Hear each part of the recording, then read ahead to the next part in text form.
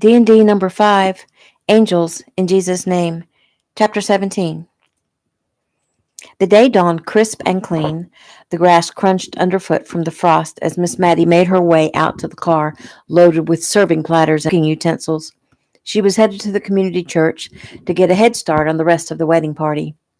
The wedding itself would not take place until 5 in the evening. Lizzie and Keegan had decided to make it a late wedding to give people time to recover from celebrating New Year's Eve the night before.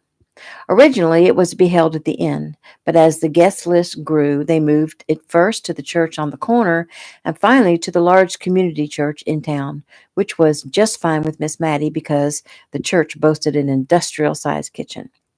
The reception would also take place there, in the large gym, and soon Jody, Lisa, Chaz, several of Miss Mattie's friends, and Keegan's parents and sisters would be rushing around, magically turning it into a ballroom. Lizzie had to manage the morning alone because John had whisked Keegan off to whatever it is men do on the morning of their weddings, and Jody and Lisa would be tied up at the church until after lunch. Sometime in the afternoon, Jody and Lisa would be back to help her dress the girls and herself. On her own for now, Lizzie fed the girls their lunch and enjoyed a long discussion with them about their thoughts on their new, very soon to be, stepfather. Lizzie was happy to find there was no trepidation, only the normal hopes and dreams for a happy family life, which included visions of piggyback rides and trips to the circus and coming with Heather to school for show and tell and bedtime stories every night. After a huge giggle party, Lizzie forced them to lie down and take a nap. Now it was time for herself. She took the opportunity to bathe and pamper herself with lotions and creams. She even painted her toenails, which in her mind was a silly thing to do, but Jody had convinced her it was part of the ritual. After nap time, the girls were bathed and their clothes laid out, but Lizzie was experienced enough to know not to let them get dressed until right before they left for the church. Instead, she sat them down in the tiny front room and turned on the television. Lizzie was surprised she was so nervous about how the girls looked. Then she realized she was nervous about everything, really. Maybe it was because Keegan's recent trials had garnered so much attention, the guest list had become quite large. Ricky Keno and Brianna Adams would be attending, along with their little boy Eric. Jason Lee and his wife Angel and their daughter Kimmy would also be in attendance. Keegan's buddies, Braden, Tristan, and Caleb, were here, along with Jeff Davis. Some of Keegan's old FBI friends would also be attending. Then there was Keegan's parents and sisters and their husbands and children, along with a huge extended family of aunts, uncles, and cousins. Jody thought it would be a good idea to invite a few of the townspeople, like Heather's teacher and the pianist who accompanied Lizzie when she sang. Then there was Lisa's family, like Megan and her parents, and Chaz's parents, and two sisters, and his young brother Tyson, who was the deputy sheriff. And then, of course, there were Maddie's friends who were helping with the preparations, and then others were invited to help small town feelings. And then others were invited to keep small town feelings from being hurt. And next thing they knew, there were hundreds attending. And the gifts. Good Lord, Lizzie had never seen so many gifts. It was enough to open her own home and garden store. Once the parents of the kids Keegan had rescued got word of the wedding, the gifts started to arrive. They were everywhere, stacked in corners, under the dining room table, under beds, in closets, not to mention the bridal shower. Lizzie felt guilty for receiving so much, especially just after Christmas, where Keegan and his family had gone a little crazy buying gifts for her and the girls. The thought of Keegan brought a smile to her lips as she faced herself in the mirror. She'd felt so overwhelmed, but he'd taken care of business quickly and efficiently. He'd hired a moving company to clean out the house and a realtor to sell it. They'd been told it needed some work in order to get a good market price, so he'd hired a contractor. Once the work was complete, they had 4 offers at the first open house. The house was sold, and the new owners had moved in before Christmas. Before the sale, Keegan had suggested that they take the girls up to get a last glimpse of the only home they'd ever known, and for Lizzie to say goodbye to the house she'd grown up in. There had been some tears, but all in all, it had been a cleansing time that ended peacefully. They'd spent Thanksgiving with his family up in Tennessee. That had been an adventure. His parents and sisters and their families adopted her and the girls as if they'd known them all their lives. Lizzie had never known such closeness, such camaraderie, and such commotion. It was a blast. The girls were spoiled, and then, once everyone learned Lizzie carried Keegan's child, they spoiled her even worse. The moment they returned from Tennessee, Keegan began his new job with Jason. They decided the office in Atlanta could be moved a little farther south so Keegan would only have a short drive to work. They would build an easily accessible facility just off the interstate. Keegan divided his time between giving his new job his absolute best and giving his new family the same. Every chance he got, he took Lizzie Christmas shopping for the girls. It was the best gift he could ever have given her, Lizzie thought, to be able to shop for her children without a worry in the world. With Keegan so busy, Lizzie had taken care of most of the wedding details, along with her two newest best friends, Jody and Lisa. Add Keegan's mom and sisters, and there had been nothing left for Lizzie to do except get her and the girls bathed, which was now done. Even the dressing would be accomplished with help from Lisa and Jody. Standing in her slip and semi-petticoat, she held the white confection that was her dress up in front of her. It looked like a gown a fairy princess would wear. It had long, billowy sleeves and an empire waist. The waistline was encrusted with seed pearls, as well as the hem, and the dress spread from the high waist in front of the same billowy fabric as the sleeves. A pearl tiara held the long, delicate veil that would trail behind her. She would carry a bouquet of red roses and baby's breath. Even more charming than the bride's dress, at least in Lizzie's mind, were the dresses for the flower girls. There would, of course, be 5 tiny flower girls, all dressed in lace, white dresses with long red velvet sashes, and carrying white baskets tied with scarlet ribbons filled with red rose petals. Each little girl would have her long blonde curls held back with her very own princess tiara. When they had tried on the ensemble, Lizzie had cried. Lizzie had a matron of honor, Jody, and 3 bridesmaids, Lisa and Keegan's 2 sisters. They would wear matching red velvet gowns. The men would don black tuxes with a single rose for a boutonniere. John was Keegan's best man, with Tristan, Caleb, and Braden his groomsmen. Jeff had been given the special honor of giving Lizzie away, since she had no one on her side of the family. Jeff had been humbled by the request. Last night at the big New Year's Eve party, he told her to be entrusted to escort Keegan's bride down the aisle was such a privilege he couldn't be more honored. Lizzie sat on the bed and sighed. Her life had become a fairy tale. Lying back on the pillow, she remembered everything she'd experienced from the moment Keegan had come into her life. Her eyes shut as she replayed the events in her mind, and she drifted off to sleep. But she was awakened suddenly.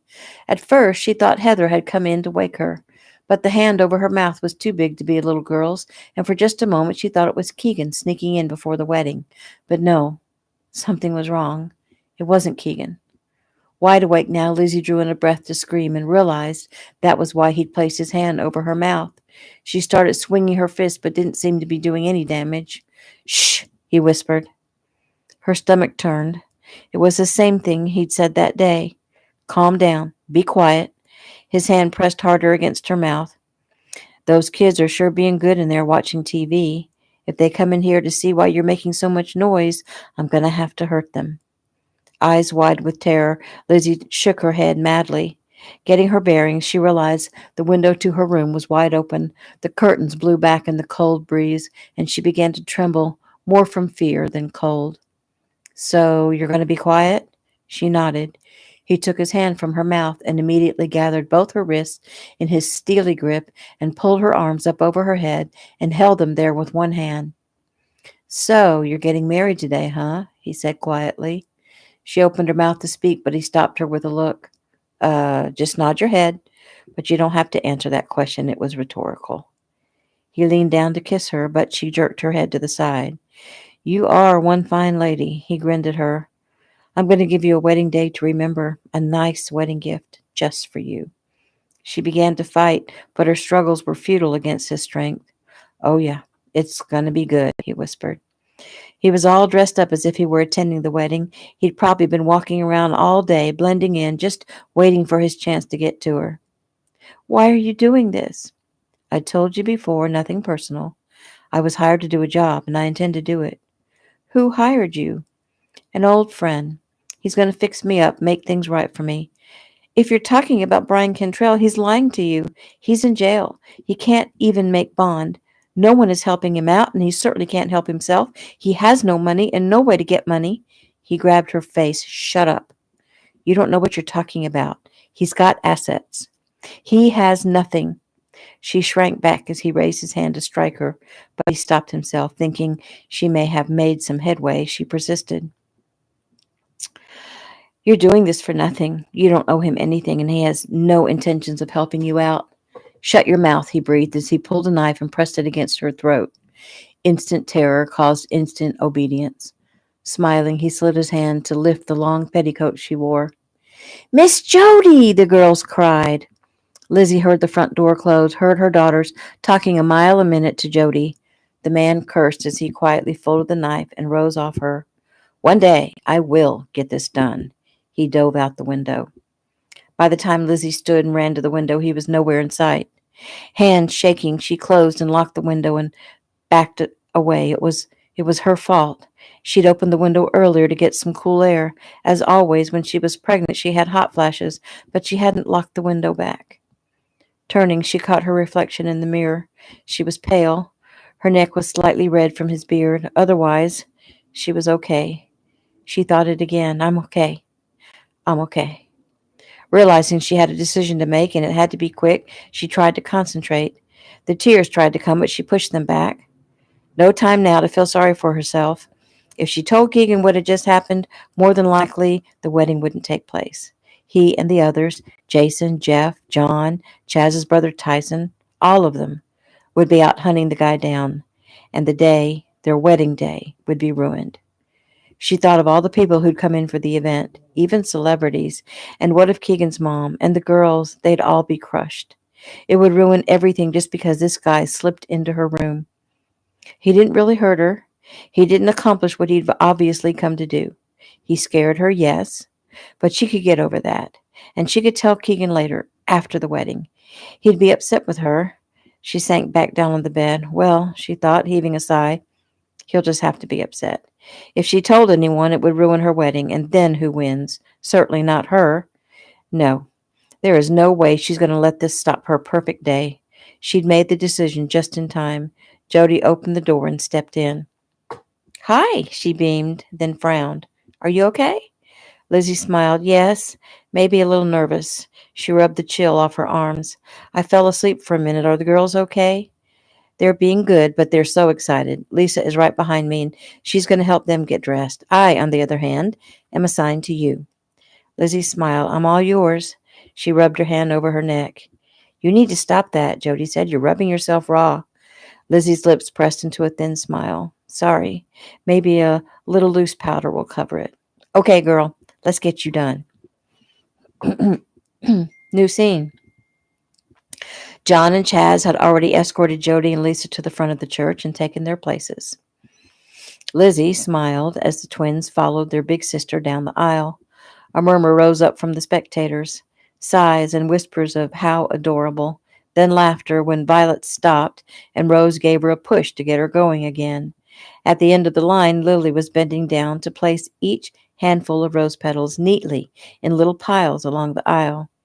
Just in front of her, Daisy's hands must have been sweating because she kept stopping to peel a rose petal from her palm. Walking behind Heather, Violet began tossing her petals up over her head, and Rose was telling her quite audibly to stop. Lizzie blew out a breath of relief when they finally made it to the front, and Keegan's mother took charge of them. The music changed, the witnesses rose, and Jeff tugged on Lizzie's arm, but she didn't move. Lizzie? Jeff asked. Lizzie didn't hear him. For a second, she thought she'd caught a glimpse of the man who'd twice now tried to hurt her. She blinked hard, bending to see past a woman's big hat. You okay, Lizzie? She looked up at Jeff, her eyes wide. Oh, yes, I thought I saw someone. He smiled. I see lots of someones. Are you talking of someone in particular?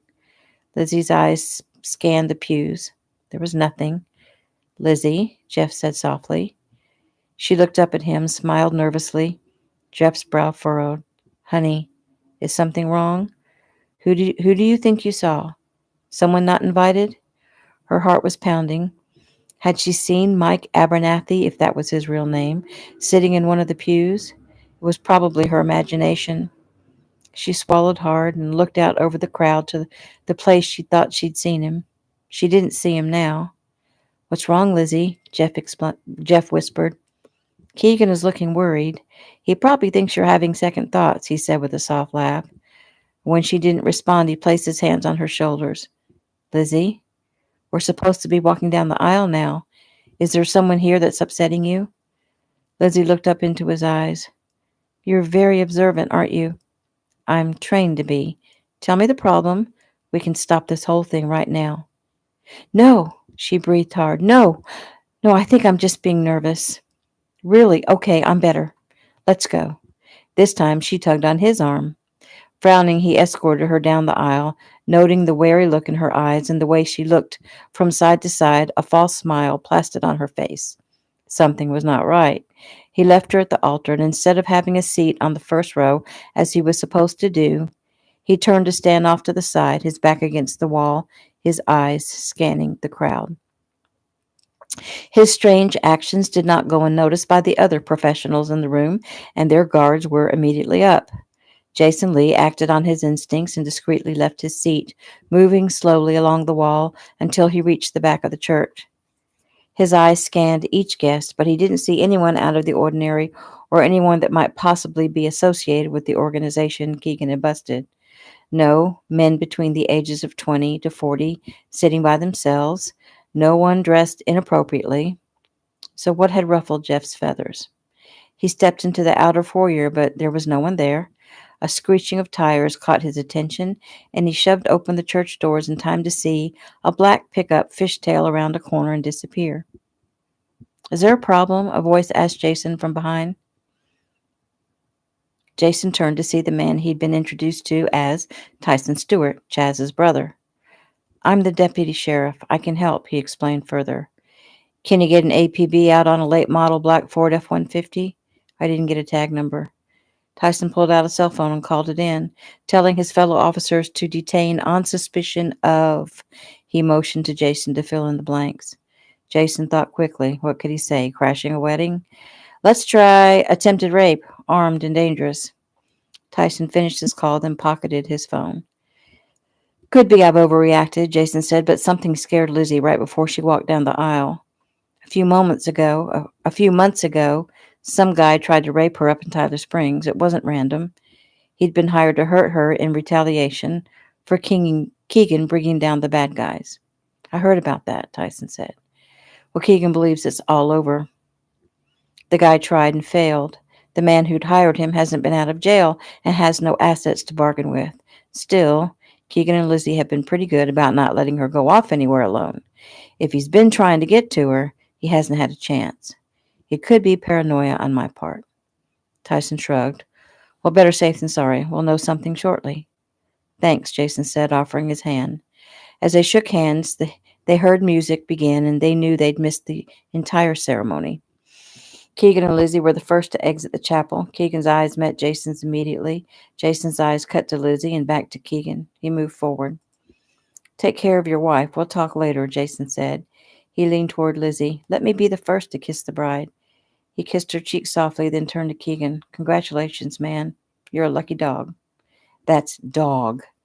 Down here in the South, John drawled as he and Jody joined them. He leaned down and kissed Lizzie, then clapped Keegan on the back. "Congrats." "Thanks."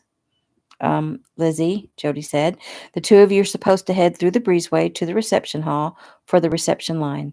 Lisa's got the girls. Let's go." Lizzie smiled up at Keegan. "You heard the slave driver," she said as she pulled Keegan toward the gym. He stopped her and tilted her face up to him. "Are you okay?" She leaned forward, resting her forehead on his chest.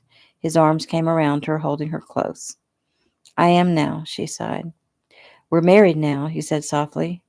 "I can't believe I can be so lucky." "I feel the same way," she said. "Come on, we need to go." The reception line seemed to take forever, and Lizzie's feet and back were killing her. The girls were getting antsy. Lizzie was grateful when Keegan knelt down beside them and told them to count 20 more people, and then they were free to go. Finally, the people stopped coming, and Lizzie was quickly escorted to a chair by her husband. Kneeling down in front of her, he removed her shoes and rubbed her feet and legs. Lizzie's eyes closed in ecstasy. When he finished, he put her shoes back on her feet and went to get her some food. And so it went during the course of the evening. Keegan taking care of Lizzie's every need as they ate, partied, danced, and socialized. The girls were running around, playing, charming everyone they spoke with, while the elder Tanners did their best to keep up with the girls. They had already thrown the bouquet and garter and cut the cake when the band stopped playing. Lizzie took the mic and explained to everyone what a treasure they'd found in Lizzie with her beautiful voice, and suddenly everyone was begging Lizzie to get up and sing. She'd refused several times when Keegan leaned over and whispered a simple "please" for me in her ear. They applauded as she finally approached the stage, her accompanist at her side. Keegan nodded at a man who'd been sitting quietly, unnoticed, in the corner with his beautiful wife and their 6-year-old daughter and 3-year-old son. Lizzie sang the first song Keegan had ever heard her sing. He was so proud. Ricky and Bree approached him during the song, and Ricky holding his small sleeping son against his chest. "Wow, she really is as good as you said," Bree exclaimed. "She's fantastic, isn't she?" Keegan answered. "I can already tell Toby's impressed," Ricky said, glancing over at him. "Well, I hope your little surprise doesn't backfire on you," Bree said. Keegan grimaced. "Me too. I don't think she likes secrets very much unless she's the one keeping them." The song drew to an end, and Keegan moved forward and took the mic from his wife. "Thank you, Elizabeth," he said into his mic. "And now, I have a big surprise for you. I snuck a special guest into the wedding for the sole purpose of hearing you sing." Lizzie frowned. "Everyone, please welcome Toby Nash." The place erupted and Lizzie's mouth fell open. "Seriously?" Toby came forward and shook Keegan's hand and took both Lizzie's hands in his and kissed her cheek.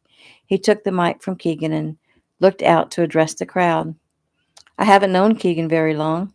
I got to know him back in October when I helped Ricky organize a campaign to help him. He asked me to come here to, as he put it, listen to an angel sing. And I think you'll all agree Lizzie is amazing." "Yeah, and she can sing, too," one of Keegan's buddies called out amidst gales of laughter. "She can most definitely sing," Toby agreed. "I'd like to offer her an opportunity to cut a demo and see how that goes, and maybe even put her on my new label. What do you say, Lizzie?" She wiped tears from her eyes. I can't believe this." "Believe it," Keegan said. "Thank you, Keegan." "You did it, Lizzie. You're the one who's put so much work into it. Now you reap the benefits. That's how it works." "Thank you." She looked up at Toby, taking in his slightly scraggly black hair, his gorgeous blue eyes, and sexy smile. "And thank you," Lizzie said sweetly. "I can't believe the Toby Nash is at my wedding." He shrugged. "I'm just regular people. Ask my wife. Anyway, now I've got one more thing to do. I'd like to sing for you and for your guest, and if you don't mind, for my wife, for today is our anniversary, too." The applause and whistles and cheers were almost deafening. Toby motioned for his wife, Caroline, to come forward. She was a beautiful woman with soft blonde hair and big brown eyes. She was co-director of the New York School of Dance, but was mostly known for her choreography on TV's Celebrity Dance.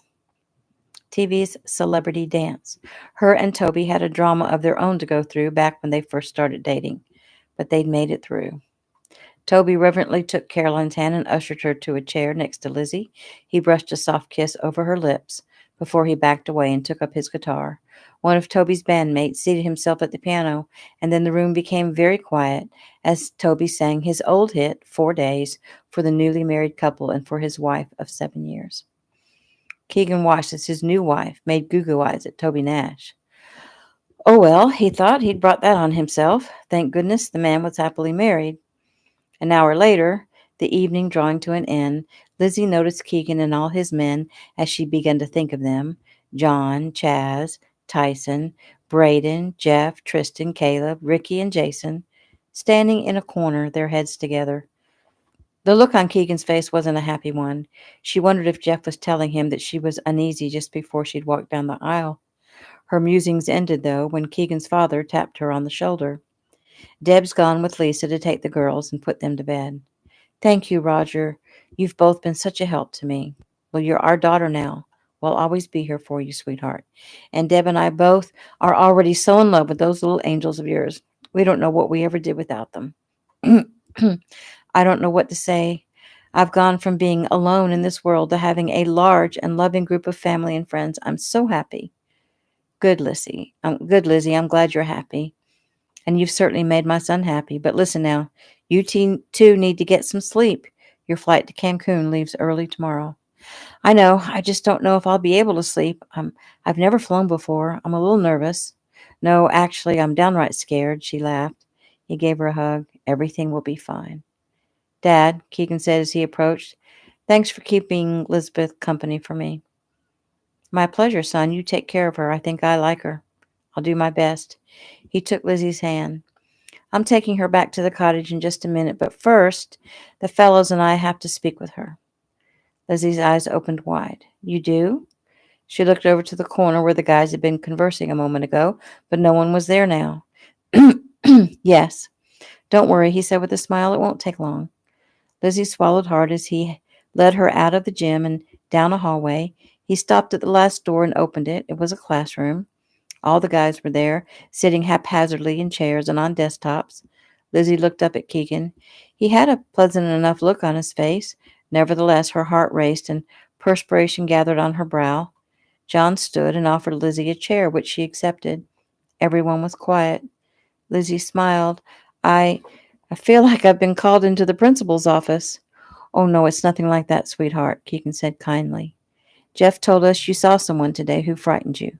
And Jason thought there might be a problem and caught a guy speeding away from the church during the ceremony. Tyson called it in, and the police found a black truck on the side of the road, but it was abandoned. As it turned out, it belonged to Mac Turner, an older gentleman who lives here in Pine Forest. He didn't even know his truck wasn't in his driveway. All that said, we were hoping you could tell us who you think you saw. Lizzie drew a breath, her big blue eyes gazing up at Keegan. I'm not sure. I only thought I saw someone. He was there 1 second, and the next he wasn't. It was probably only my imagination. Who? Who did you think it was? Keegan spoke as gently as he could. He watched her. Lizzie was already twisting her hands together and biting her lower lip. She was so beautiful in her wedding dress. Long tendrils of hair fell around her face as the upswept style she'd worn had started to come loose. And she was also nervous. Lisbeth, he said again, I thought I saw him. You know. She bit her lip again. The man who attacked you up at the house? He asked softly. Her eyes welled with tears and her head bent. Yes. She lifted her head at the several softly spoken curses that came from the other men in the room. Keegan's arm came around her shoulders. It's okay, hon. Tell me, what made you think it was him? I don't know. It was a fleeting moment. I thought I saw him, that's all. Can you remember what he was wearing? A dark suit, white shirt, red and black tie. Keegan's eyebrows rose. You got all that in a split second? Lizzie rose and walked toward the row of windows. She knew she needed to tell him. She just didn't think it would be this soon. Still, she had to, didn't she? They shouldn't even go on their honeymoon. The girls could be in danger. And even though their new grandparents would be staying here with them, if something happened to them while she and Keegan were gone, she'd never forgive herself. Elizabeth, talk to me. She turned. He came for me, she blurted out. Keegan's blood pressure began to rise. What do you mean, he came for you? She gasped for breath, her eyes darting from man to man.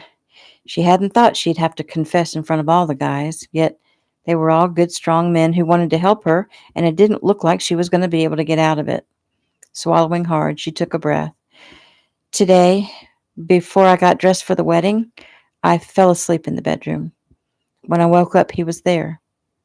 There? Where? In the room? Keegan said, his voice getting louder. He was... She broke down sobbing and threw herself against Keegan's chest. He was on top of me. Keegan's eyes closed as he held her tight. His head bent over hers, waited for her to quiet. Did he rape you? He asked softly. She sniffed. No. Jody came and he jumped back out the window. Jody knows about this? John asked, incredulous. Lizzie shook her head, the tears falling freely. No, I didn't tell her. What did he do? Keegan asked. What did he say?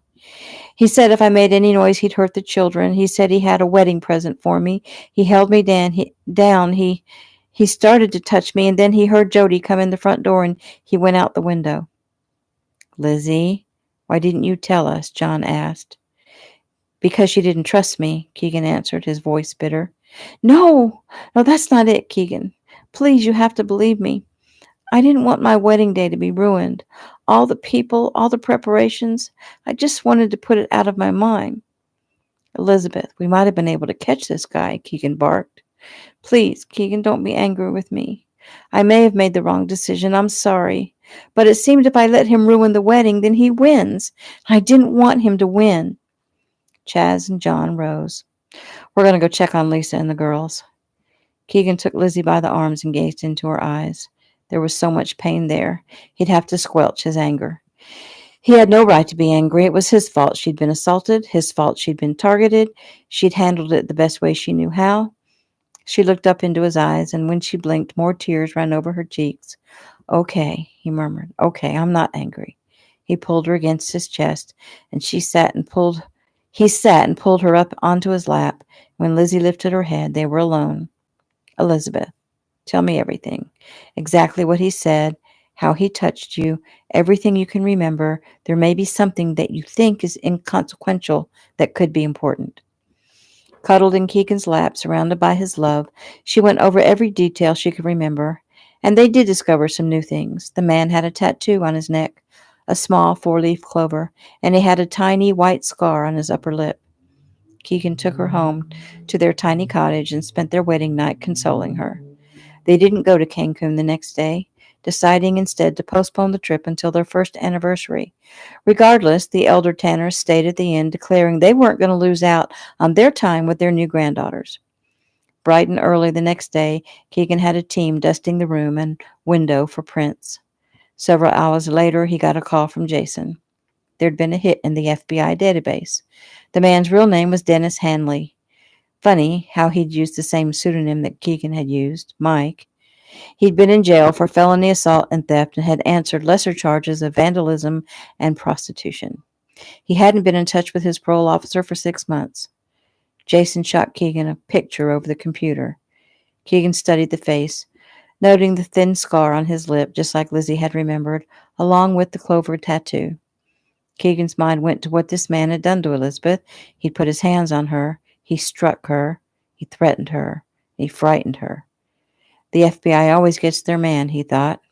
Only he wasn't FBI anymore. But he wouldn't let that stop him. Keegan brought Elizabeth to the table where he'd set up his laptop and asked her to look at several photographs of different men, including Hanley.